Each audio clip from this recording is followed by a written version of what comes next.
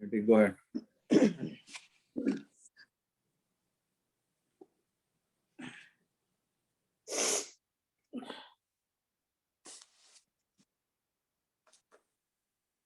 Kamlesh aunty. हाँ जी, जय जय राम जी। हाँ जी, हम लोग हैं 236 पेज, और जैसे कहा है कि 14 दोहे हम लोग कर चुके हैं, लेकिन जल्दी से इसका एक रिकैप ले लेते हैं ताकि हम क्रम से आगे बढ़ सकें। तो अब हम लोग पेज आ जाते हैं 235 पर, जहाँ भक्ति की बात हो रही है। और भक्ति में कहा गया है कि भक्ति जो है करना, उसमें कर्म योग को ध्यान, धारणा, प्रेम सब कुछ जोड़कर भक्ति करने से इंसान का बेड़ा पार होता है। और भक्ति करने के उपाय बताए हैं कि वृत्ति को वश करना चाहिए, बाहर से उसको अंदर ले आना चाहिए, और अपने मन को, चंचल मन को अभ्यास के साथ अंदर में लाकर राम नाम का जाप करना चाहिए। आसन के लिए उन्होंने कहा कि सीधे बैठना है, सुखद आसन में बैठना है, और धारणा करनी है, ध्यान को भृत्य के बीच में रखना है, और अपने घट को, अपने अंतर मन को खाली करना है, उसमें से जितने भी विकार हैं उनको निकाल देना है। जितनी दुष्ट वासनाएं हैं और जितने बुरे विचार हैं, उनको निकालने के साथ साथ भक्ति चलती है, क्योंकि अगर मन के अंदर गंदगी भरी हुई है तो भक्ति का हमारा भाव बन नहीं पाता है। वो कहते हैं भरिए नाम अमोल को। फिर उसके अंदर उन्होंने कहा है कि जब विकार निकालने के बाद उसमें नाम को भरिए, अर्थात नाम, राम नाम का जप करते रहिए हर समय, सुबह शाम, दिन रात, हर वक्त उसका जाप करना है। तो और फिर जाप करते करते ध्यान किसका करना है? ज्योतिर्मय प्रभु का, जिसका स्वरूप प्रकाशमान है, ज्योतिर्मय है, तेजोमय है। उस स्वरूप का हमने अपने भावना के साथ अपने अंदर ध्यान करना है। फिर वो कहते हैं ये जो भक्ति योग है, अंत समय में भी अगर मिल जाए तो इंसान का बेड़ा पार हो जाता है और शांति मिल जाती है, और जन्म मरण के रोग जो हैं वो कट जाते हैं। वो कहते हैं ईश्वर जो है वो शुद्ध है, परम सत्ता है, सबका जानी जान है। सारे जगत में उसने जो जो रचनाएं करी हैं उनसे हम हर चीज से प्रेरणा लेते हैं। वो प्रेरक है सारे संसार का, बड़ा दयालु है और देने वाला है, देव है।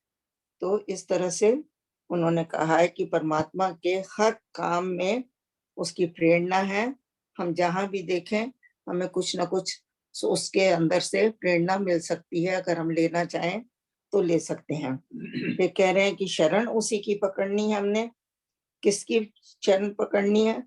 उस परमात्मा की जो सिर्फ सत्य ही सत्य है और सार ही सार है, सार के अलावा कुछ भी नहीं है।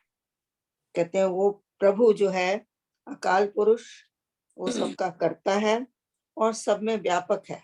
पूरे विश्व में उसके जो है हर सत्ता में, हर चीज में वो खुद निवास कर रहा है, लेकिन सब में होते हुए भी वो इन सब चीजों से निर्लेप है, अलग है। और उसने जो ये रचना करी है भक्तों को निहाल करने के लिए, प्रसन्न करने के लिए, एक संसार में उसने खेल रचा है।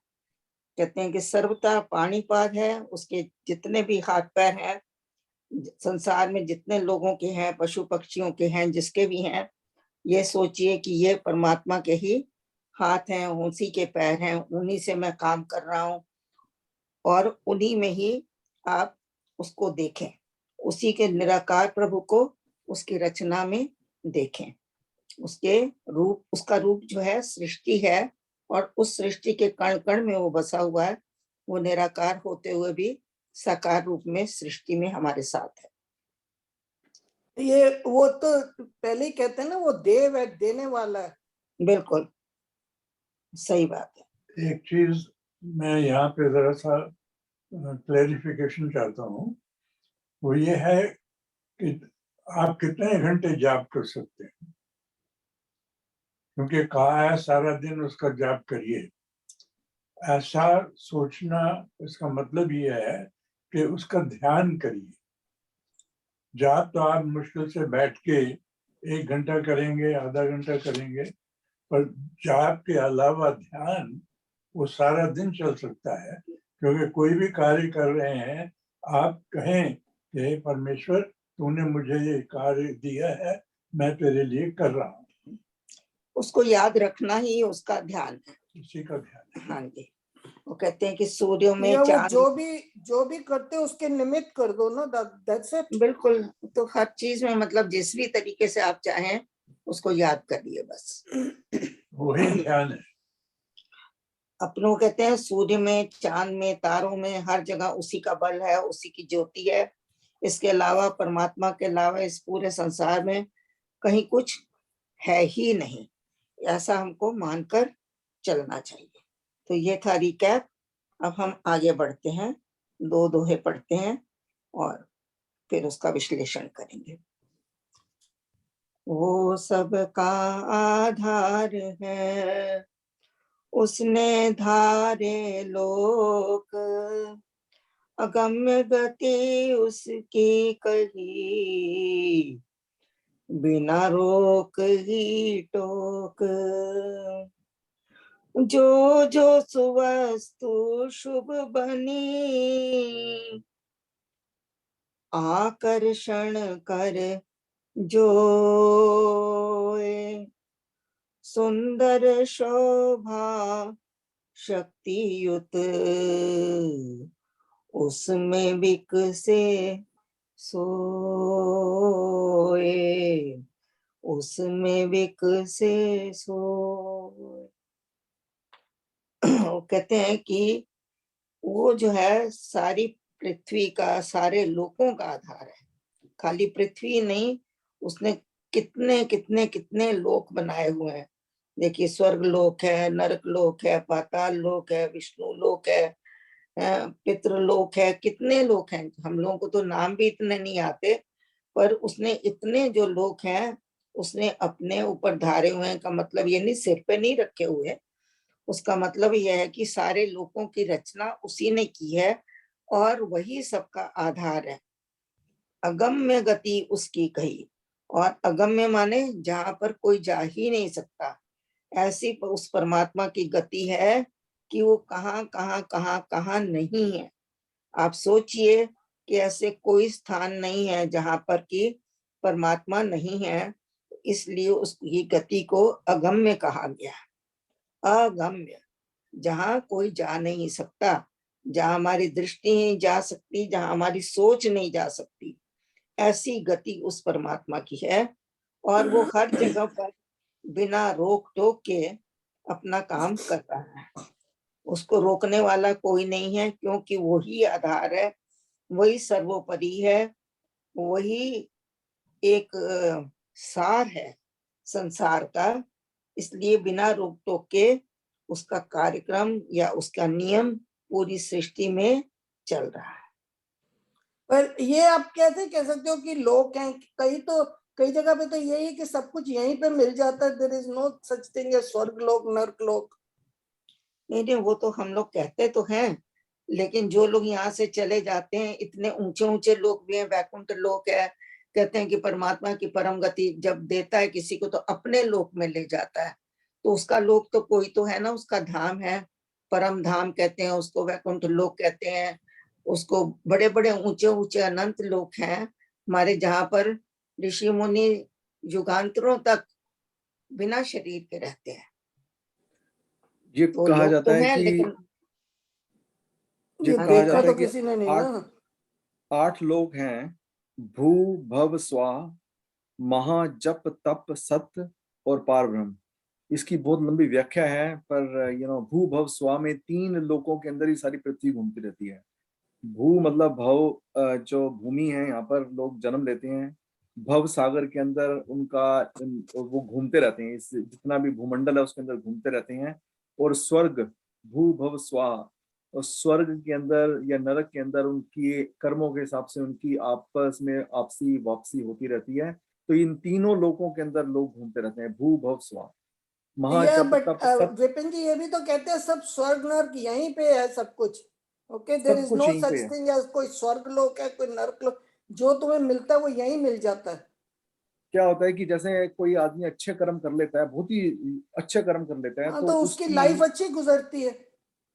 उसका लाइफ जो जब बाद में वो जन्म लेता है ना, जन्म लेने से पहले वो कुछ ऐसी जगहों पे रहता है, या उसकी जो आत्मा है और वो जो पूरा बंडल है उसको अपने आप की जब लेके जाता है यहाँ से, तो एक ऐसी जगह पे रुक जाता है जहां पर वो वेट करता है कि कहाँ उसको अप्रोप्रिएट गर्भ मिले और वहां पर वो जन्म ले, ताकि उसकी अच्छी लाइफ मिले। तो ये उस किसने लोग देखा है विपिन जी? ये तो हमारी ऐसा सोच विचार है। आपके ऐसा शास्त्र बोला, कहते हैं तो आपको शास्त्र मानना कहते पड़ता है, हैं। हम अपनी सोच से नहीं चल सकते हैं। भाई शास्त्र हमारी में लिखा सोच और है। बुद्धि इतनी नहीं विकसित है, तो इसलिए हमको शास्त्रों के अनुसार चलना पड़ता है। गीता जी में भी तो या कहा वो गया कहते है। हैं कि लोक हैं, सूक्ष्म लोक हैं, इतने सूक्ष्म लोक हैं जहाँ पर बड़ी बड़ी ऊंची ऊंची आत्माएं रहती हैं। वहां से आपको वो मार्गदर्शन देती हैं, आपको अच्छे विचार भेजती हैं, आपकी मदद करती हैं आगे बढ़ने में। ऐसी ऐसी चीजें हमने बहुत पढ़ी हुई हैं, और ये झूठ तो नहीं है ना। ठीक है, हमें तो सिर्फ मृत्यु लोक दिखाई दे रहा है, या ज्यादा स्वर्ग लोक समझ लेते हैं हम लोग, पताल समझ लेते हैं। 3 लोकों की रचना तो हर जगह की हुई है। पर कमलेश देखिए, दीदी, हम ये भी तो सोचते हैं ना कि तुम अच्छे कर्म करोगे तो ठीक है, तुम्हारी जिंदगी अच्छी गुजर जाएगी, बुरे कर्म करोगे तो बुरी होएगी। सब स्वर्ग नरक यहीं पे ही है। इसमें तो कोई शक नहीं है, वो तो सही है। लेकिन मरने के बाद जो आत्माएं जाती हैं ऊंचे लोकों में, उनको कोई स्थान तो चाहिए रहने के लिए। क्या पता कहाँ जाती हैं। हाँ, बस पर यही सोचो ना, जहां हमें पता नहीं है, राम की लीला राम ही जाने, तो वहां हमें शास्त्रों का सहारा लेना पड़ता है। तो जो शास्त्र कहते हैं, फिर हमको उनके अनुसार चलना चाहिए। और मैं एक हमारे बात यहाँ शास्त्रों में बहुत लोगों का वर्णन है। अच्छे कर्मों को भोगने के लिए स्वर्ग जाते हैं और वहां कुछ दिन रहने के बाद फिर वो वापस आ जाते हैं। तो ये तो कई जगह लिखा हुआ है शास्त्रों में। कई बार तो ये भी होता है कि आप इधर की आपका शरीर छूटा, दूसरी जगह आपका तैयारी है, आप उसी वक्त ही ले लेते हैं, अपना शरीर नया धारण करते हैं। कई जगह ऐसा भी है कि कई बार आपको ऊंचे लोकों में कुछ समय तक समय बिताना पड़ता है, कि जब तक ये आपको आपके अनुकूल गर्भ नहीं मिलता है, जैसे कि अभी विपिन जी ने कहा है, तो आपको वेट करनी पड़ती है। तो ये सब पर बहुत कमलेश दीदी, मेरे तो ध्यान में ऐसे आता है कि जो भी तुम अगर अच्छे कर्म करते हो तो यहाँ पे जीवन सुखी हो जाता है, बुरे कर्म करते हो तो यहाँ दुखी हो जाता है। I don't think there is anything स्वर्ग नरक इन दैट वे। ठीक है ना, आप अपना जो विश्वास कर रहे हैं आप उसके ऊपर टिके रहिए। उसके अगर लिए आप अच्छे कर्म करते हैं तो आपको दुख क्यों होते हैं? वो तुमने कहीं पे किसी को तो दुख फिर वो दिया स्वर्ग होगा तो कहाँ हो गया? रहे हैं। तो यहाँ का स्वर्ग कहाँ गया? हाँ जी, चलें हम लोग थोड़ा सा हाँ जी, आगे आगे आगे चलते हैं। बढ़ते हैं। हाँ जी, आगे 7 कहते हैं कि उसकी गति जो है वो अगम्य है, बिना रोक टोक के वो सारे जगत में काम कर रहा है। कहते हैं जो जो सुवस्तु शुभ बनी आकर्षण कर जोए, कि जो आपको वस्तु बड़ी सुंदर लगती है, शुभ लगती है, और आपको अपनी तरफ खींचती है, आकर्षण देती है, तो उसमें समझिए कि वैसे तो हर चीज में व्याप्त है, हर चीज उसी में, उसी के बिना कोई चीज है ही नहीं। लेकिन जो जो वस्तु में आपको ज्यादा आकर्षण लगता है, या जो ज्यादा सुंदर लगती है, बहुत शुभ लगती है, और कभी कभी आप आश्चर्य में पड़ जाते हैं, हाय ये कैसे हो गया, ऐसा तो संभव ही नहीं है, तो आप चकित हो जाते हैं। तो उस वक्त आप सोचिए, उस सुंदर रूप में, उस सुंदर शक्ति में, उस ज्यादा जहां पर उसका वो है, उसमें उसका विकास अधिक है, जहाँ उसका तेज है। या उसमें जहां वो ज्यादा उसका विकास है, वहां आपको कोई ना कोई आकर्षण जरूर मिलेगा। कोई कोई देखिए, वैसे तो सारे मनुष्य सुंदर हैं, लेकिन आकर्षण किसी किसी में होता है। कोई मनुष्य आपको इतना सुंदर लगता है, उसके अंदर तेज दिखता है, उसका रूप आपको अनोखा लगता है, किसी के गुण बड़े अनोखे होते हैं। तो ये नहीं मतलब है कि हमारे में परमात्मा नहीं है, उसमें अधिक है, उसमें उसका विकास है, इसलिए वो आपको अपनी तरफ आकर्षित कर रहा है। वो कहते हैं, यहाँ तक तो हो गया, और इसमें अगर किसी को कुछ जोड़ना है तो बोले। जो जो सुवस्तु शुभ बनी आकर्षण कर जोड़, जो जो आपको आकर्षित कर रही है, जो जो वस्तु आपको बहुत शुभ लगती है, सुंदर लगती है, जरूरत से ज्यादा लगती है, उसमें ये सोचिए कि उसमें जो शोभा है उस वस्तु में जो शक्ति है, और वो जिन चीजों से ज्यादा आपको अपनी तरफ खींच रही है, उसमें परमात्मा का विकास जरूरत से ज्यादा है, इसलिए वो आपको डिफरेंट लगता है। जैसे गीता जी में इसका बहुत सुंदर वर्णन किया गया है कि अग्नि में तेज मैं हूं, पवन में मैं ये हूँ, सारी पूरी विभूतियां है ना ये परमात्मा की, तो उसमें ये सोचिए जहां आपको आकर्षण दिखता है वहां सोचिए परमात्मा की विभूति है, परमात्मा का विकास है। हाँ जी। महात्मा बुद्ध जी की एक जगह चर्चा थी कि वो जहाँ से जाते थे वहाँ फूल और सारे जो पेड़ पौधे थे एकदम ज्यादा खिल जाते थे, और उसमें उनको फील मतलब कि उन बुद्ध जी के उसमें विकसित इतना, हाँ। वो तो परमात्मा का ही रूप थे, और इतना ज्यादा विकसित हो गया था कि जहाँ से वो जाए, जैसे संत के पास हम जाते हैं तो हम कहते हैं हमारा दिल बड़ा लगता है वहां पे, तो सत्संग वो में जाए विकास तो जो है वो संत में है। हाँ जी, वो या परमात्मा का जो विकास है वो बुद्ध जी में उस वक्त इतना प्रकट होता था कि प्रकृति भी उससे प्रभावित हो जाती थी। हाँ जी, उसी को वो ऑरा भी कहते हैं, ऑरा भी हाँ कहते जी, हैं इसको? ये हर इंसान का ऑरा होता है, और जी। कईयों का इतना ज्यादा होता है कि आप उससे आपके ऊपर वो असर कर जाता है। हमारे शास्त्रों में तो इसका वर्णन ऐसे है, तेजोमयी, ओजोमयी। ये तेज हाँ। और ओजो ये भी ऑरा ही है एक तरह से। जैसे मेरे को मनीषा के अंदर इतना आकर्षण हो गया कि एकदम दिखते ही पता चल जाता है कि मेरे को शादी करनी है। उसके अंदर बिल्कुल नहीं, परमात्मा देखिए नजर आता है ना आपको? मैंने तो सुना आपको डर लगता है। तो ऐसे है नहीं जी। विपिन जी, थोड़े दिन मनीषा को मेरे पास भेज दो। अच्छा, दूसरा वैसे मैं आपको अपना थोड़ा सा अनुभव बताती हूँ, बहुत पुरानी बात है। एक बार हम लोग देवजी महाराज जी के साथ अमेरिका में सत्संग करने के लिए गए थे, और सत्संग करने में अभी कुछ समय बाकी था, तो 2-3 घंटे थे। तो लंच करने के बाद हम लोग सभी अपनी अपनी माला लेके ऐसे पास में बैठ गए एक दूसरे के। तो मैंने देखा मैं महाराज जी के नजदीक में थी, और पता नहीं एकदम से सडन उनका इतना प्रभाव मेरे ऊपर आया कि मुझे खुद को नहीं पता लगा कि उस वक्त मेरा शरीर कहाँ था, मैं कहाँ थी, और क्यों इसको कहते हैं तेज, इसको कहते हैं कि जो उनका ऑरा जिसको कहते हैं, वो ऑरे से आसपास की चीजें प्रभावित हो जाती हैं। तो इसका जो साक्षात प्रमाण है वो मैं हूँ, और मैं आपको बता सकती हूँ कि ऐसा हुआ है। Usha aunty 17 and 18। हाँ जी।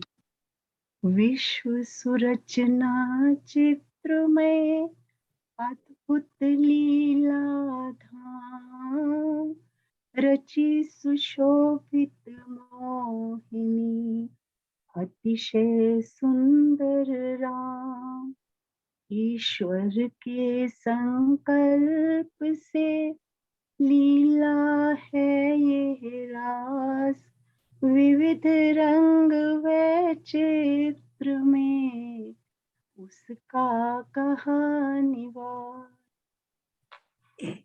हाँ जी, वो कहते हैं कि ईश्वर ने जो ये अपनी रचना करी है, और ये जो रचना है ये उसकी एक ऐसी है जैसे किसी चित्रकार ने एक चित्र बना दिया हो, पूरी सुरचना उसकी चित्रमय है, और तो ये उसकी एक लीला है। लीला धाम का मतलब ये जो सृष्टि है ये उसके खेलने का एक स्थान है, ये क्रीड़ा स्थल है।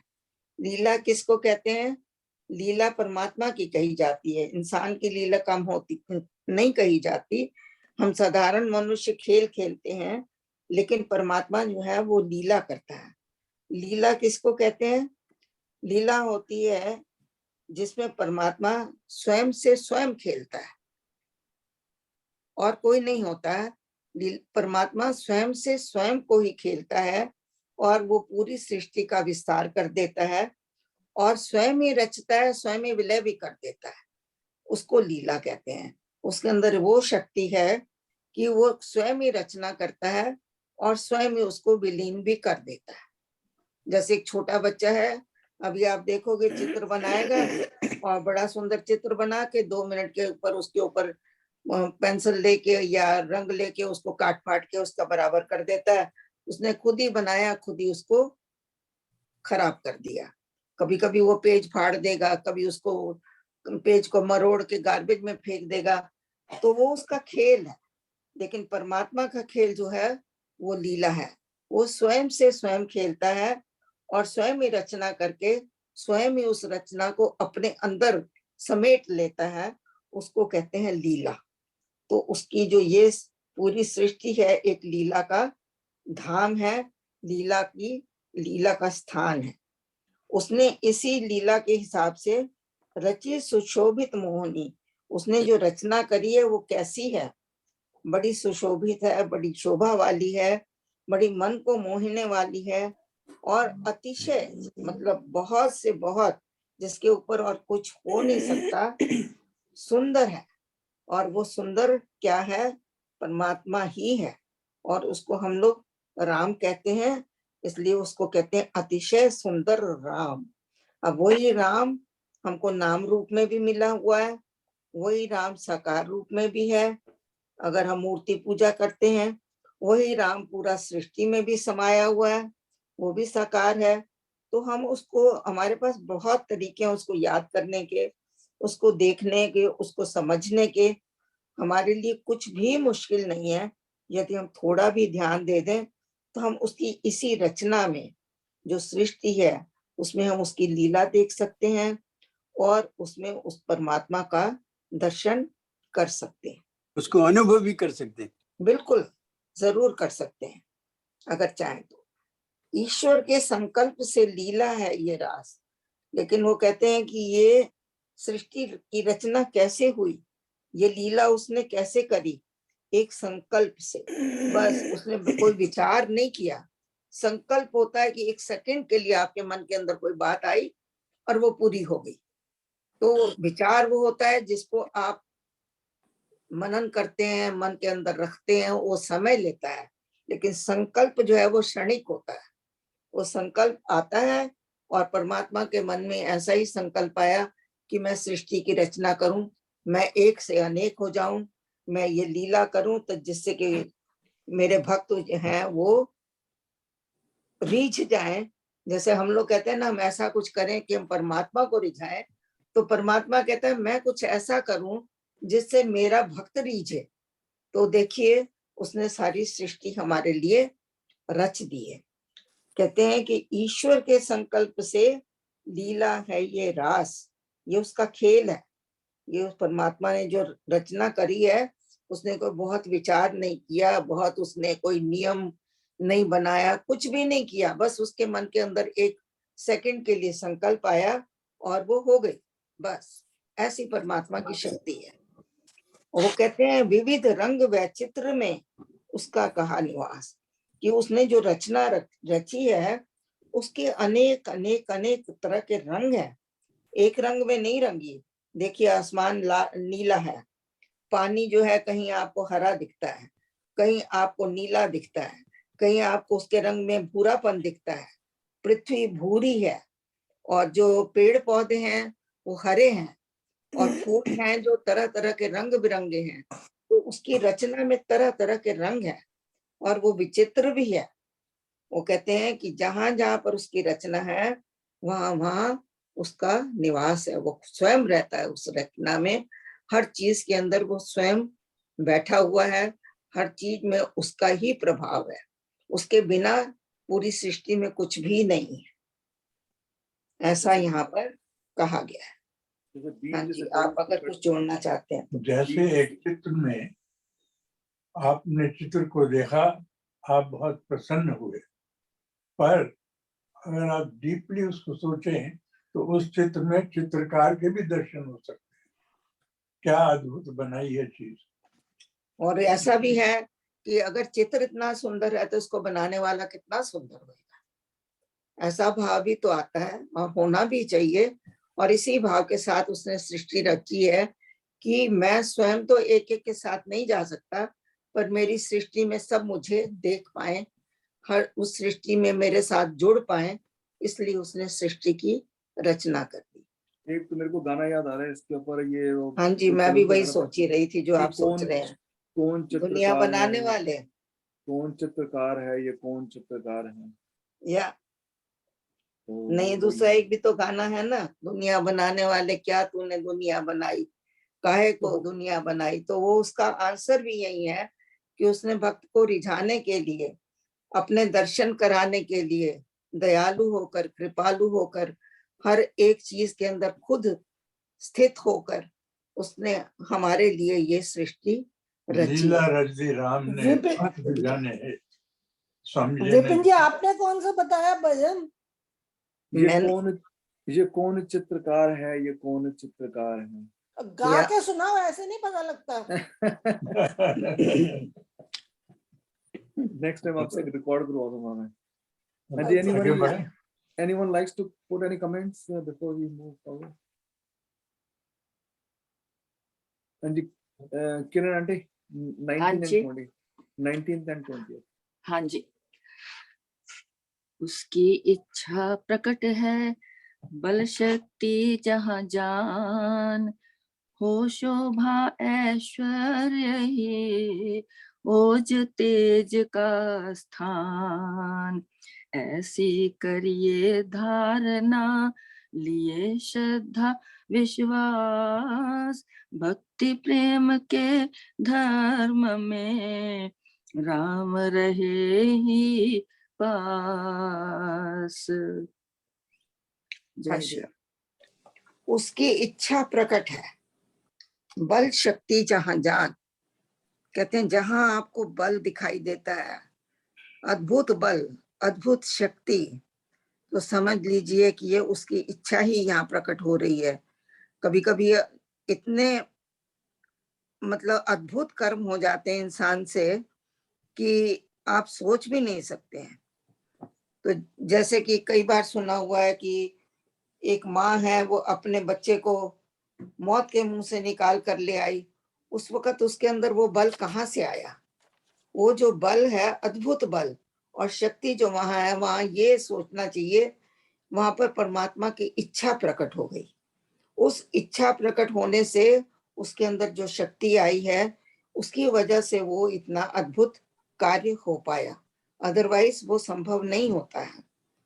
तो ऐसे होता है कि कभी कभी एक किसी स्थान पर इतनी ज्यादा प्रचंड आग लग जाती है और उसमें एक साधारण सा मनुष्य जाके अंदर से किसी बच्चे को निकाल के ले आता है, तो उसने ऐसा कभी पहले विचार नहीं किया था। उस वक्त उसके अंदर जो शक्ति आ गई, उसके अंदर जो बल आया, उसके अंदर जो काम करने की इच्छा जागी, वो इच्छा जो है वो परमात्मा की इच्छा वहां प्रकट हो रही है, उसकी अपनी नहीं है। तो कहते हैं ओ शोभा ऐश्वर्य ही ओज तेज का स्थान।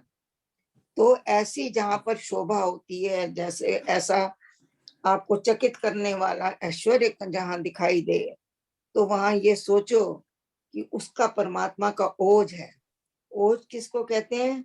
बल है, परमात्मा का प्रताप है, परमात्मा का तेज है, परमात्मा की कांति है, उसका चमक है, उसका प्रकाश है, और वही उसका स्थान है। इसी ऐसी ही परमात्मा की शक्ति से जब किसी मनुष्य में भी प्रकट हो सकती है या किसी प्रकृति में भी प्रकट हो सकती है, किसी में भी हो सकती है, तो वहां पर परमात्मा को आप साक्षात रूप में देख सकते हैं, क्योंकि वहां परमात्मा प्रकट है, उसकी इच्छा प्रकट है, आप परमात्मा का अनुभव भी कर सकते हैं। ऐसा मेरा यहाँ पर विचार है। आगे है ऐसी करिए धारणा, लिए श्रद्धा विश्वास, भक्ति प्रेम के धर्म में राम रहे ही पास। वो कहते हैं कि मन के अंदर विश्वास, धारणा, श्रद्धा सब लेकर इस भक्ति के मार्ग में अगर आप चलें, साथ में प्रेम हो, तो आप सोचिए कि राम आपसे दूर नहीं है। राम सदा ही सदा आपके आसपास ही है। ऐसी धारणा आपकी होनी चाहिए, ऐसा श्रद्धा और विश्वास भी होना चाहिए। और ये श्रद्धा विश्वास आप साथ लेकर चलेंगे भक्ति के मार्ग में, तो आप सफल ही सफल रहेंगे। क्योंकि श्रद्धा और विश्वास के बिना भक्ति आगे नहीं चल सकती। बिल्कुल। वो हमें महाराज जी ने जो शास्त्र दिए हैं और जो वैसे शास्त्रों में है, उस पे विश्वास करके ही चलना पड़ता है। जैसे कोई खोज करता है किसी भी, चाहे वो मेडिसिन की हो, साइंस में कोई भी है, तो हम शुरू से नहीं देखते कि इसका शुरुआत कहाँ से वो करने लगे, तो हम फिर तो कुछ भी नहीं कर पाएंगे। वो जहाँ पे वो खत्म करता है, वो जो साइंटिस्ट है, उसके बाद से हम आगे बढ़ाते हैं। तो उस पे विश्वास करना पड़ता है, इवन संसार में भी विश्वास करना पड़ता है। और ये तो हमारी बुद्धि के पार है। हमारी नहीं, बुद्धि श्रद्धा और विश्वास पहले करना पड़ता है, तभी आप अंत तक जी, पहुंचते हैं। जी, क्योंकि और इस संसार में भी उसकी ऐसे ही है। धारणा करनी पड़ती है। देखिए, श्रद्धा और विश्वास सिर्फ ऐसे नहीं होता, उसको मन के अंदर निश्चित रूप से धारण करना पड़ता है। फिर उसको डावाडोल नहीं होना होता है हाँ जी, कि वो हमारी धीरे श्रद्धा धीरे आई और हिल गई। तो यहाँ वहां उन्होंने देखिए धारणा के ऊपर भी जोर डाला हुआ है हाँ कि जी, ऐसी श्रद्धा और विश्वास को आप धारण करिए कि हाँ, जो आपको हिला ना सके, हाँ, और फिर भक्ति के मार्ग पर चलिए, तो आप कभी निष्फल नहीं होंगे। आपको परमात्मा सदा सहायता करेगा और आप परमात्मा के निकट होंगे, परमात्मा आपके निकट होगा। हाँ इस जी। और वो धारणा सत्संग से आएगी, वो इस सत्संग से धारणा आती और विश्वास के लिए मैं एक कहानी बतलाना चाहूंगा। आप लोगों को पता ही होगा कि बल्ब, जो बिजली का बल्ब है, उसके आविष्कारक थे एडिसन थॉमस। उन्होंने कई वस्तुओं को आपस में मिलाया और ये कहा कि भाई इसमें से करंट जरूर पास होगी। वो फेल होते रहे, यहाँ तक कि 2400 उन्होंने धातुओं को मिलाया और कोई नतीजा नहीं आया। तो उनके शिष्य ने कहा कि अब आप इस काम को छोड़ ही दें। क्यों? कि इतने आपने प्रयोग कर लिए और बिजली फिर भी नहीं मिली। तो इसके ऊपर एडिसन ने ये कहा कि देखो, हमने खोया कुछ भी नहीं है। हमें इस चीज का ज्ञान हो गया कि ये 2400 धातुएं मिलकर हमें वो प्रकाश नहीं देंगी जिसे हम ढूंढ रहे हैं। और उसके फौरन बाद 2500वें के ऊपर जब बिजली उसमें से पास हुई और रोशनी पैदा हुई, तो बल्ब का जन्म आविष्कार हुआ। तो ये धारणा थी पहले। उन्होंने सोचा कि नहीं, ये हो सकता है, तो वो धारणा हुई। उसके बाद वो लगे रहे पूरे विश्वास के साथ। या पक्की धारणा होनी चाहिए, निश्चय रूप में उसको रखना चाहिए अपने अंदर। हाँ जी। इनके बारे में एक चीज और मैं कहूँ, ऐड करूं कि हाँ जैसे जी। भगवान बुद्ध जी ने भी ऐसे ही हुआ। उन्होंने कई वर्षों तक तपस्या करी, उनको नहीं मिला फल। फिर एक बार झाड़ उड़ के सब तपस्या करके, इतनी परिश्रम करके, सब गुरुओं का ज्ञान लेके, सब शास्त्रों का ज्ञान लेके पेड़ के नीचे बैठ गए थे। फिर उन्होंने भगवान से प्रार्थना करी, तो जब उनको बोध हुआ इनका अपने परमात्मा उनके अंदर अनुभव हुआ। ऐसे फ्रैंकलिन की हुए, फ्रैंकलिन ने बड़े प्रयोग किए, जैसे आपने फ्रैंकलिन ने भी किए और एडिसन ने आपने बताया, ऐसे ही आइंस्टाइन ने भी किया था। फिर आखिर में उन्होंने जब हार के छोड़ के बैठ गए, फिर उन्होंने भगवान की प्रार्थना करी, उसकी प्रेरणा से फिर अंदर उनके सब ज्ञान हुआ। देखिए, जिसने भी सफलता पाई है, उनके पीछे उनका बहुत बहुत बहुत बड़ा हाथ प्रयत्न कर रहा है, तभी उन्होंने अंत में सफलता पाई है। और उस उनके प्रयत्न के पीछे उनका निश्चय था, उनकी धारणा थी, उनका विश्वास था। उनका विश्वास था कि ये ऐसा होगा ही होगा। और उसकी विश्वास की धारणा पर वो चलते रहे। तो देखिए, तीनों चीजों का साथ दिया हुआ है, धारणा, श्रद्धा, विश्वास। तो ये तीनों साथ ही चलेंगी। धारणा अगर आपने कर ली तो श्रद्धा भी आएगी, विश्वास भी आएगा। तो इसके साथ एक और काम सफल होगा। सबसे इम्पोर्टेंट है शरणागति। रजनी मेहरा जी 21 और 22 नंबर प्लीज। कहाँ पे आएगा यार 21 भैया? जय राम हरे जय राम हरे, भव भय भंजन भगवान हरे। जय राम हरे जय राम हरे, भव भय भंजन भगवान हरे। दैवी खेल कर्म की लीला, देखो दिव्य हो भक्ति शीला। लखिए ईश उसी की माही, हो भावना अन्य में नाही। महिमा उसकी जाने अपारा, लीला विभूति जगत पसारा। प्रेममय प्रभु परम सहाई, सर्व शक्ति में सब सुखदाई। जय सिया राम जय जय सिया राम। बस यहाँ फिर परमात्मा के गुणों का ही वर्णन किया गया है कि ये जो है परमात्मा की जो लीला है एक दैवी खेल है। दैवी कहते हैं जिसमें परमात्मा का हाथ है। ये जो है दैवी खेल है, ये कर्म की लीला है, ये परमात्मा का एक कर्म है। उसने जो सृष्टि रची है ये परमात्मा का कर्म है और उसी के द्वारा ही रची गई है और उसी में ही वो खुद भी रहता है। देखो दिव्य, अब वो कह रहे हैं कि इसको आप इस दिव्य खेल को, परमात्मा के दिव्य लीला को, परमात्मा की दिव्य सृष्टि को आप कैसे देख सकते हैं? भक्तिशीला, भक्ति में लीन होकर, भक्ति भाव में भरकर आप उसकी लीला को देख सकते हैं। क्योंकि जब तक आपके अंदर भावना नहीं होगी, जब तक आपके अंदर भक्ति नहीं होगी, तो आपको उसका कोई गुण दिखाई ही नहीं देगा। आपके देखिए कितनी संसार के अंदर एक्टिविटीज हो रही हैं, कितने कर्म हो रहे हैं, लेकिन हमको कहीं उसका दिखाई नहीं पड़ता क्योंकि हमारी भावना नहीं है।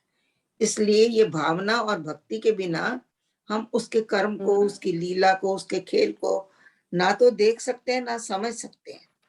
तो ये उसकी ही, ईश्वर की ही मर्जी होती है जिसको वो दिखाना चाहता है और वही देख पाता है। जैसे अमृतवाणी भी कहती है, मिले उसे जैसे राम परमात्मा देता है उसी को मिलता है। तो ये उसकी जो लीला है उसको देखने के लिए भी दिव्य चक्षु होने चाहिए। दिव्य चक्षु कैसे? भक्ति वाले और भावना वाले। और विश्वास होना बहुत जरूरी है। बिल्कुल जी, बिल्कुल। जब तक विश्वास नहीं होगा तुम्हें कुछ लगेगा ही नहीं। हम लोग इसकी बात कर चुके हैं, बिना श्रद्धा विश्वास धारणा के भक्ति नहीं होती है।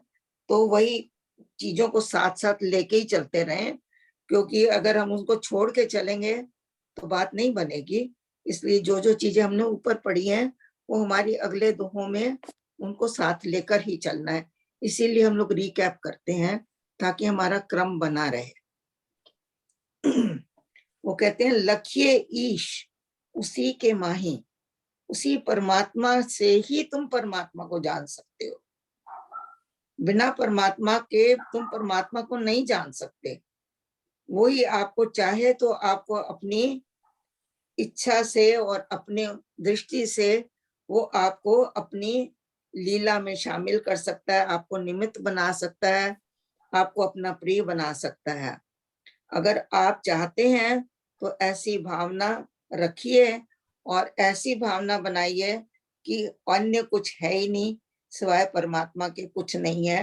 हो भावना अन्य में नहीं, किसी और में हमारी भावना होनी ही नहीं चाहिए सिवाय परमात्मा के।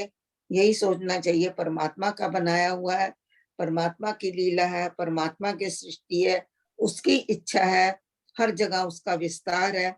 अगर ऐसी भावना हम करेंगे तो हम परमात्मा के दिव्य लीला को देख सकेंगे भक्तिमय होकर। आगे चले। महिमा उसकी जान अपारा, ये परमात्मा की महिमा ही है, अपार महिमा है। अपारा मतलब जिसका कि कोई पार नहीं है। उसकी महिमा को तू अनंत जान, अपरंपार जान। कहते हैं ना, तेरी लीला का न पाया कोई पार, कि लीला तेरी तू ही जाने। तो ये एक भजन भी है और बड़ा सुंदर है।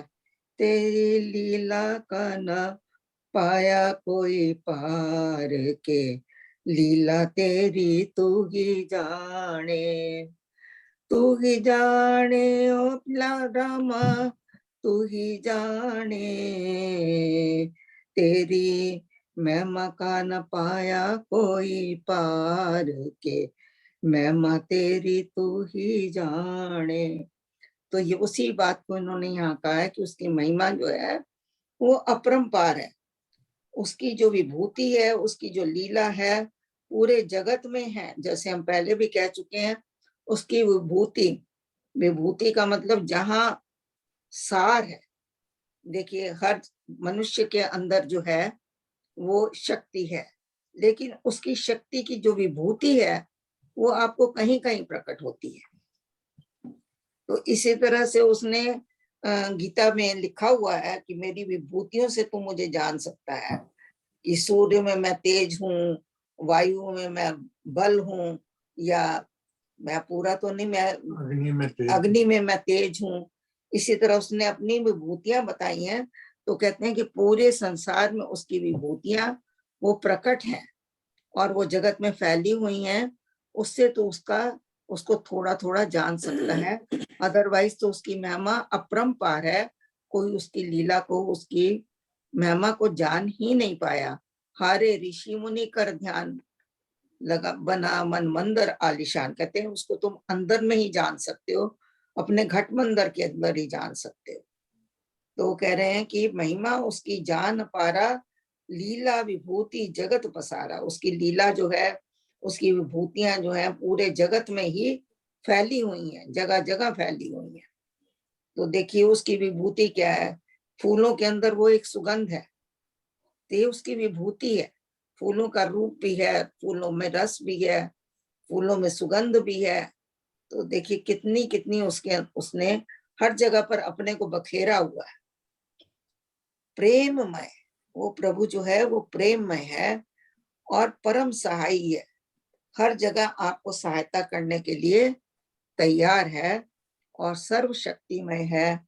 सब जगह आपको सुख देने वाला है। उसकी जो शक्ति है, उसकी जो भक्ति है, उसका प्रेम है, उसकी लीला है, उसकी महिमा है, वो सब कुछ आपको सुख देती है। अगर आप उसको भक्ति भाव से देखें तो हर जगह आपको सुख ही सुख दिखाई देगा।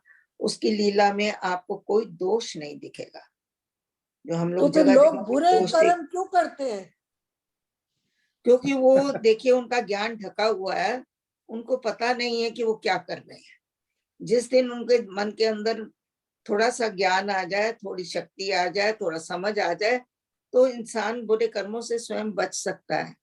सिर्फ आत्मा हमारी जो है वो अज्ञान के पर्दों से ढकी हुई है, इसीलिए उसका जो प्रकाश है वो छुपा हुआ है और हम लोग जान नहीं पाते हैं कि क्या सही है, क्या गलत है, क्या करना चाहिए, क्या नहीं करना चाहिए। उसका एक कारण ही है। दूसरा, हम स्वार्थ में लिप्त हो जाते हैं, हमेशा अपना सोचते हैं। जब तक हम अपना सोचते रहेंगे हम पाप कर्म करते ही रहेंगे। जिस दिन हम किसी दूसरे के बारे में सोचेंगे हम पाप कर्मों से दूर हो जाते हैं। तो जो चोरी कर रहा है वो क्या सोचता है कि मैं उठा लूं, कोई बात नहीं। तो अपने लिए कर रहा है ना, उसको ये है कि मैं पैसे लूंगा या मैं ये लूंगा, मुझे सुख मिलेगा। वो अपना अपना सोच रहा है। तो जब तक स्वार्थ है तब तक तो आप गलत कर्मों में लगे रहेंगे और गलत कर्म करेंगे तो दुख मिलेगा ही मिलेगा। जो कर्मों का फल है वो आपको भोगना ही पड़ेगा। उसको परमात्मा का विश्वास नहीं है। परमात्मा को उसने समझा ही नहीं तो विश्वास कहाँ से होगा। उसको ऐसा लगा रहा कि जैसे कि रस जो है इन्हीं चीजों में है, उसको राम रस कभी किसी ने चखा ही नहीं उसने कभी भी। तो वही है ना, एक बाहरमुखी और एक अंतर्मुखी। उसने अंदर का रस देखा नहीं है और उसकी इंद्रियां बाहर में ही घूम रही हैं, संसार में ही वह विचरण कर रही हैं। तो फिर संसार जो है ये तो दुखों का घर है। उसमें इंसान गलतियां करता है, बुरे कर्म करता है, फिर उनका फल पाता है। हम ये भी तो कह सकते हैं कि वो इतना ऊंचे चढ़ गया कि वो सबको अपना ही समझते, सब चीजों को। या सही सब बात कुछ उसका अपना ही है। बड़ा हुआ तो क्या हुआ, जैसे पेड़ खजूर, जो चढ़ पंछी गया को सो चाखे, छाया नहीं, फल लागे अति दूर। जो चढ़ गया सो चाखे राम रस और गिरे सो चकनाचूर। हाँ जी, कमलेश आंटी आप भी फिर नेक्स्ट 22 और 23 प्लीज। प्रेममय प्रभु परम हाँ जी, सॉरी, 23 और 24 वस्तु या 23। वस्तु सभी में उसको ध्यावे, प्रिय रूप अस्ति भांति गावे, उसके वश में सब जग जानो, भाना उसका अविचल मानो।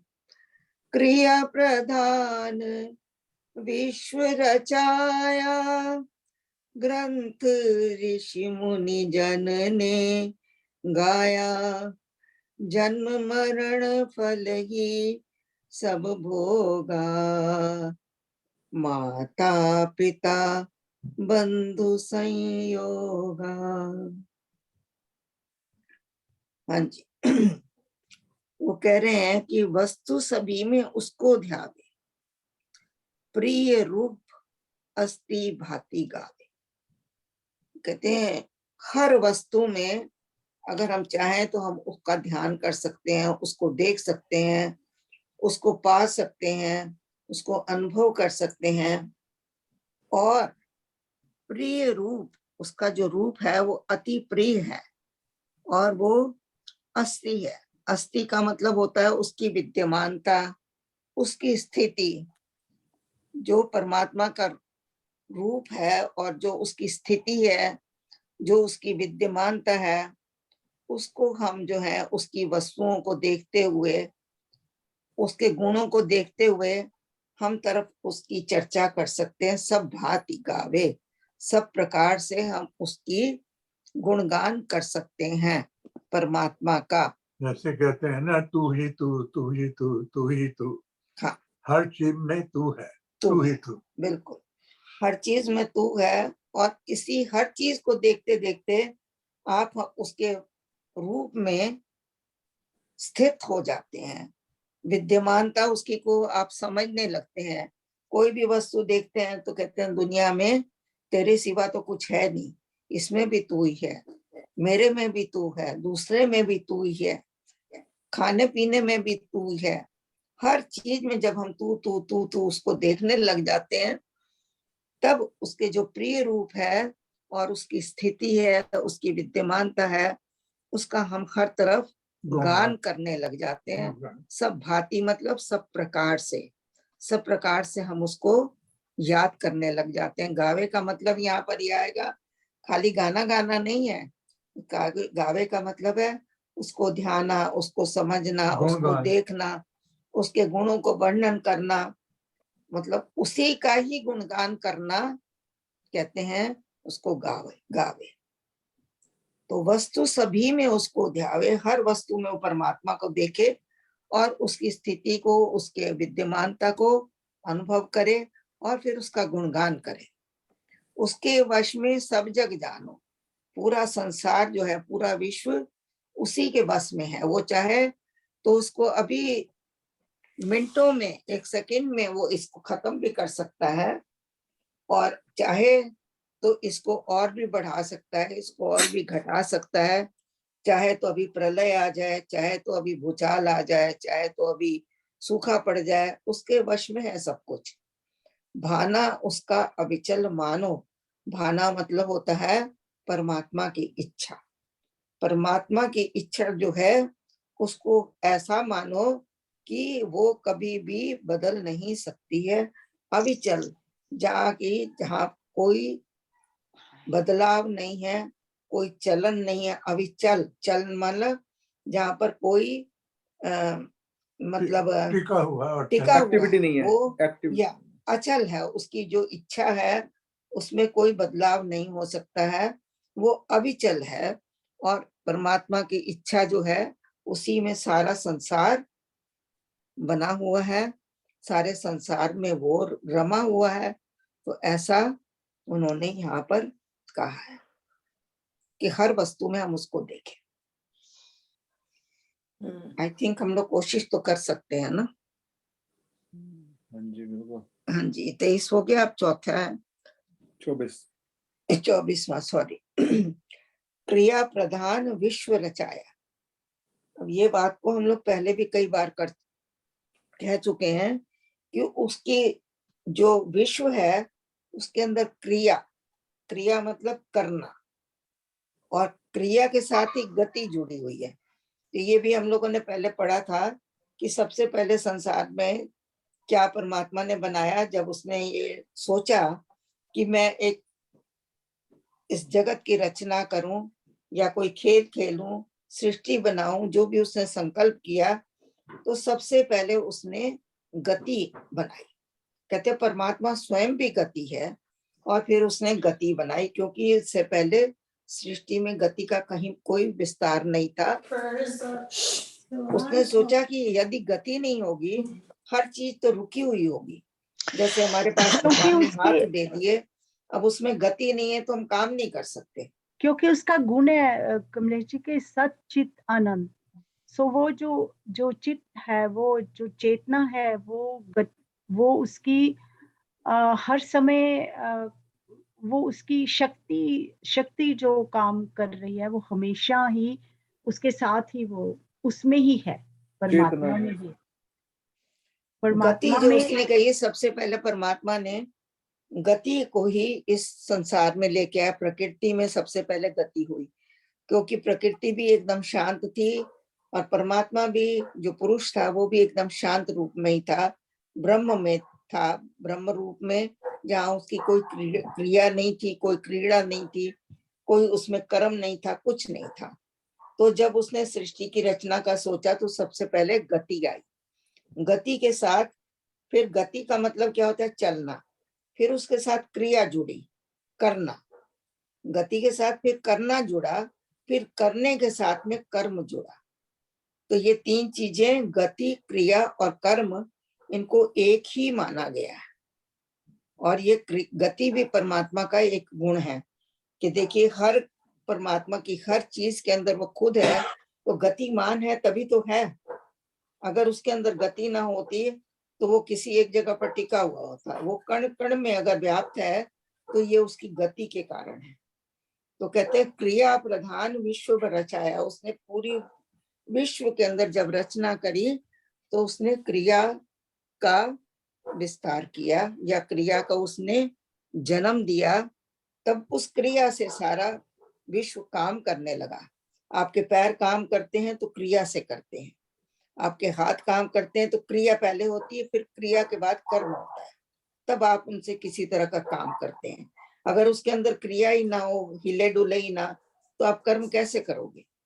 तो इसलिए उसने क्रिया प्रधान विश्व बनाया है। ऐसा हमारे ग्रंथ भी कहते हैं, ऐसा हमारे ऋषि मुनि भी कहते हैं। इन सब ने यही कहा है कि क्रिया प्रधान विश्व है ये।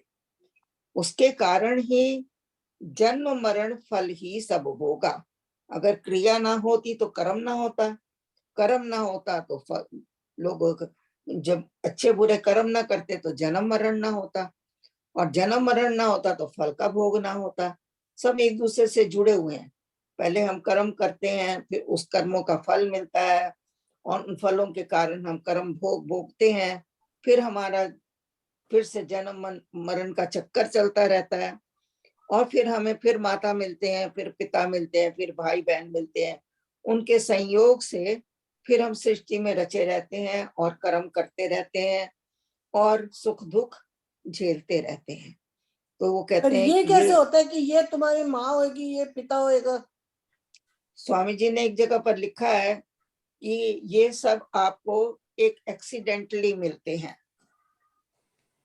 स्वामी जी ने लिखा है कि जैसे एक नदी के अंदर लॉग्स हैं, वो बह बह के जा रही हैं, एक लॉग दूसरे से जाके टकरा जाती है, और इसी तरह से आपके जीवन में भी कहीं माता आ जाते हैं, कहीं पिता आ जाते हैं, कहीं तो ऐसा भी विस्तार है कि हमारे कर्मों के फलों के हिसाब से भी हमको माता पिता मिलते हैं।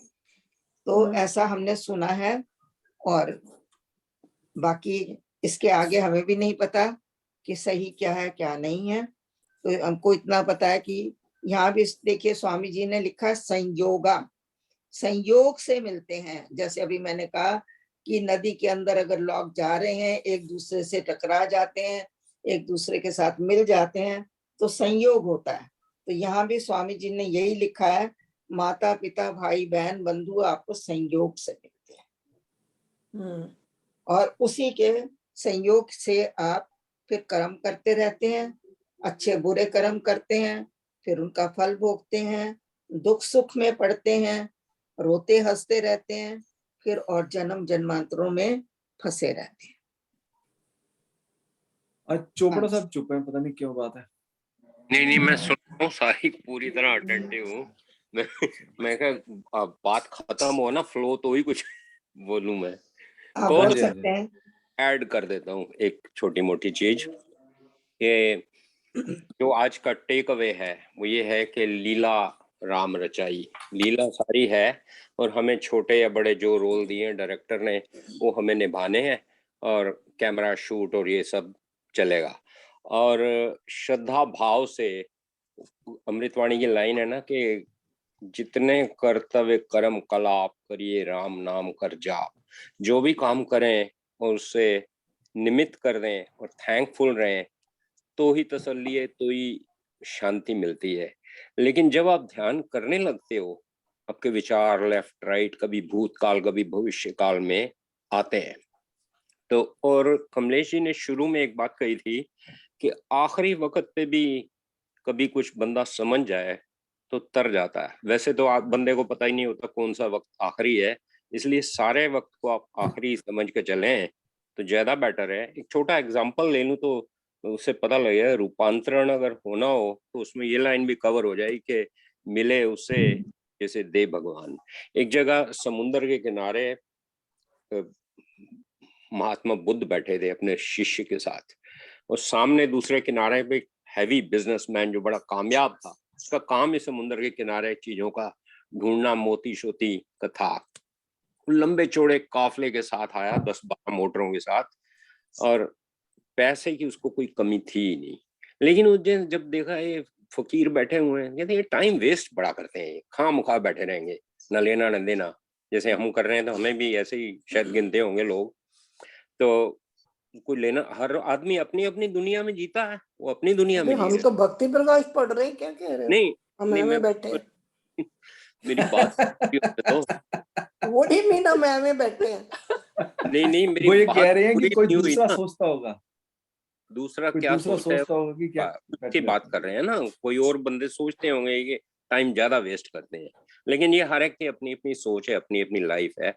तो उस बंदे ने जब शाम की कामयाबी हो गई, पैसे आ गए, सब कुछ आ गया, तो किनारे समुद्र के बैठा और सोच रहा था कि इतने अब आ गए हैं, इतने और आ जाएंगे, फिर मैं ये काम कर लूंगा और उसके बाद 6-7 मकान बनाऊंगा, एक इस मौसम के लिए, ये इस मौसम के लिए, वगैरह वगैरह। तो वो अपना सोच रहा है और गौतम बुद्ध मुस्कुरा रहे हैं। शिष्य ने पूछा ना, आपने कुछ बोला ना, मैंने कुछ कहा, क्यों हंस रहे हो आप? कहते मैं हंस इसलिए रहा हूँ, वो सामने बैठा हुआ है, पूरी उसने प्लानिंग करके रखी हुई है, उसको ये नहीं पता कि ये 7 दिन ही है इसके पास बाकी जिंदगी के। तो उसने कहा ये तो उसको पता नहीं है, कि मैं बता दूं? कहते काम तो नहीं है हमारा बताना, लेकिन तेरे दिमाग में बहुत एंग्जाइटी है, तो चल बता ही आ। उसने जाके बता दिया। तो कहते हैं भाई मुझे तो नहीं पता, ये हमारे गुरु हैं। वो दौड़ा हुआ आया, तो उसने उसे पूछा कि भाई अगर 7 दिन है, तो वो तो सारे थॉट्स 1 मिनट में हवा हो गए, फ्यूचर वाले, कौन सा मकान संगमरमर वाला कौन सा था, वो तो गया, भविष्य काल वाली बात। तो उसने कहा अब 7 दिन में मैं क्या करूंगा? इतने में उसके मैनेजर वगैरह आए, गाड़ी ये ले जानी है, वो उधर, कहते हैं वो तू संभाल, रुक जा, ये भी तू ले जा, गाड़ी भी ले जा, ये भी ले जा, मैं बैठा हूँ। तो वो 7 दिन में ऐसा रूपांतरण हुआ कि उसने कहा भाई यही तो आखिरी है। तब उसे जाग पता लगा, तब उसे वैल्यू आई तब उसे भक्ति प्रकाश की भी वैल्यू है, जो एग्जाम्पल आप कह रहे हो। तो जब आ जाए, चेंज आ जाए, एक मिनट में आ जाता है, कहीं आ जाता है। सो हम गलती यहाँ करते हैं कि ये नहीं समझते कि हमने जाना भी है यहाँ से, और ये अगर सराय है तो घर भी तो ढूंढना है हमें। ये तो सराय है, छोड़नी है ना, एक दिन चेकआउट करना है। तो घर अगर ढूंढ के रखेंगे और अभी तो ढूंढेंगे, बाद में कब ढूंढोगे? अब ढूंढ तो रहे हैं भक्ति प्रकाश में, तो वो हम टाइम वेस्ट नहीं कर रहे, अकल का काम कर रहे हैं। So keep doing. तो भक्ति देखिए, पूरी भागवत की कथा परीक्षित के ऊपर, इसी के ऊपर टिकी हुई है कि उनको 7 दिन का समय मिला था और उन्होंने कहा था कि 7 दिन बाद तुम्हारी मृत्यु होनी है। तो उन्होंने उसी 7 दिन में ही अपने सुखदेव जी के पास गए और उनको गुरु बनाकर उनसे पूरी मार्गदर्शन लिया और मुक्ति का रास्ता प्राप्त किया था। तो परीक्षित जो है, उनको उनकी कथा आती है ऐसी कि उन्होंने किसी के ऋषि के गले में सांप डाल दिया था मरा हुआ, और जब उनका बेटा आया तो उन्होंने देखा कि मेरे बाप का अपमान किसी ने किया है। तो उन्होंने फिर जब पता लगाया तो उनको पता लगा कि ये अपमान करने वाला एक राजा परीक्षित है। तो उस परीक्षित को फिर उन्होंने श्राप दिया कि तुम्हारी मृत्यु जो है 7 दिन के बाद आने वाली है। और सांप से ही मृत्यु। तो उन्होंने फिर इसी तरह से अपनी मुक्ति का मार्ग 7 दिन के अंदर प्राप्त किया था। हाँ जी।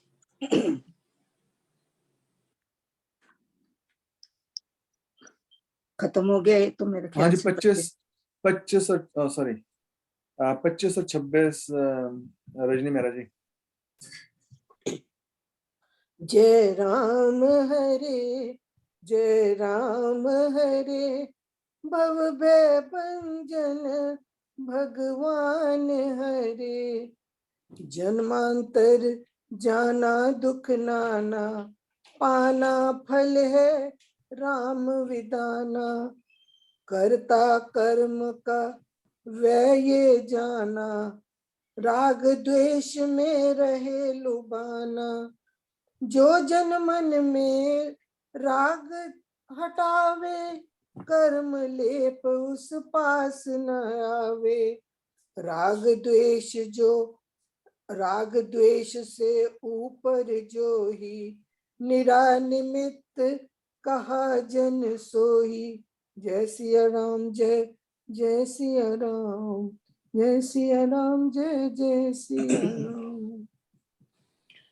कहते हैं कि ये जो फिर ऊपर वाले के साथ ही आगे चलते हैं कि जब हमको माता पिता मिलते हैं और उनके संयोग से हम सृष्टि में कर्म करते हैं, दुख भोगते हैं, कर्मों के फल भोगते हैं, फिर जन्म जन्मांतरों में चक्कर काटते हैं, तो और फिर दुख सुख नाना तरह के पाते हैं, तरह तरह के दुख पाते हैं। ये जो फल का विधान है, ये परमात्मा का बनाया हुआ एक नियम है। विधान मतलब नियम। उनके फलों को, अपने कर्मों के फलों को पाना, ये परमात्मा का एक नियम है बनाया हुआ सृष्टि में, कि जैसा कर्म करोगे वैसा ही फल पाओगे, जैसा बीजोगे वैसा ही काटोगे। तो वो कहते हैं कर्ता कर्म का वो जन जाना। कहते हैं ऐसा मनुष्य जो है वो जब कर्म करता है, क्यों जन्मों जन्मांतरों में जाता है, इसका कारण बताते वो कह रहे हैं कि वो मनुष्य अपने आप को ही कर्ता समझ लेता है। कर्ता कर्म का वो जन जाना, वो अपने आप को कहता है कि मैं ही करने वाला हूँ। जब तुम करने वाले बनते हो, तुम कर्म करने वाले बनते हो, तो फल भोगने वाले भी तुम ही हो। तो इसीलिए जब कर्म कर्ता बनोगे तो फिर भोक्ता बनोगे। तो इसलिए कहते हैं कर्ता कर्म का वो जन जाना, राग द्वेष में रहे लुभाना। फिर वो कर्ता बनता है, फिर किसी से राग करता है, किसी से द्वेष करता है, ये अच्छा है ये बुरा है। फिर राग द्वेष के जो फल हैं, सुख और दुख है, उसमें जाता है, उन सुख दुखों को भोगता है, तो रोता है, हंसता है, दुखी होता है, खुश होता है। कुछ अच्छा मिल जाता है तो थोड़े समय के लिए बड़ा प्रसन्न हो जाता है, उसके बाद थोड़ा कोई कष्ट आता है तो बहुत दुखी हो जाता है, और वो इसी राग द्वेष के अंदर ही फंसा रहता है। और जन्म जन्मांतरों में आने जाने की उसकी जो गति है, वो कभी खत्म नहीं होती है, उसका आना जाना लगा ही रहता है। बहुत ही ये सिंपल है। आगे है, जो जन मन से राग हटावे, जिसके मन से ये राग द्वेष हट जाते हैं, ना अच्छे में उसको कोई प्रिय है, ना द्वेष में किसी से उसको कोई वैर है, इन सब चीजों से जो कोई ऊपर उठ जाता है, वो मनुष्य जो है निमित्त बन जाता है परमात्मा का, और उसके पास कोई कर्मों का लेप उसके पास नहीं आता, क्योंकि वो स्वयं को कर्ता मानता नहीं है। कर्ता नहीं मानता, इसलिए वो भोक्ता भी नहीं बनता है। उसको लगता है कि ये सृष्टि में जो कुछ भी हो रहा है, ये परमात्मा के हुक्म से हो रहा है, परमात्मा के नियम से हो रहा है, और मैं जो कर रहा हूँ, मैं एक यंत्रवत होकर काम कर रहा हूँ, सेवा भाव से काम करता है। तो इस तरह से वो निमित्त बन जाता है, उसके अंदर राग द्वेष नहीं आते हैं, और वो मनुष्य कर्मों के लेप में फंसता नहीं है, और इन चीजों से वो ऊपर उठ जाता है, और संसार में निर्लिप्त होकर, वैरागी होकर, सुख दुख से दूर होकर, परमात्मा के नाम में, परमात्मा के काम में वो एक निमित्त बनकर अपनी क्रीड़ा करता रहता है। वो ये सोचता है ना हर वक्त, तेरा भाना मीठा लागे। बिल्कुल सही बात।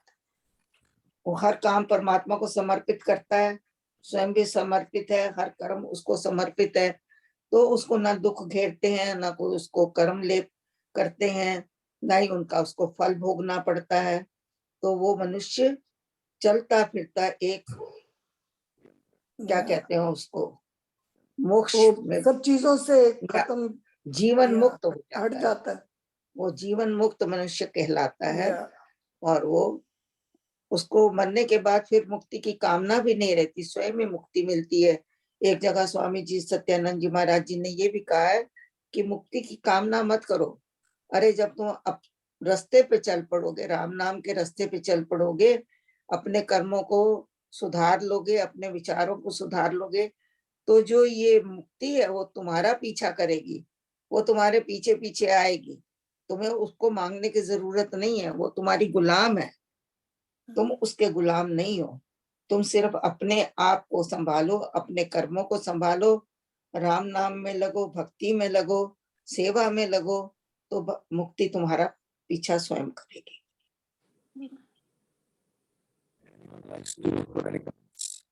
वो यही सोचते हैं ना, तेरा भाना मीठा लागे हर तरह से। हाँ जी। क्या हुआ? क्या हुआ? आवाज नहीं आ रही ठीक। विपिन जी क्या गड़बड़ करी?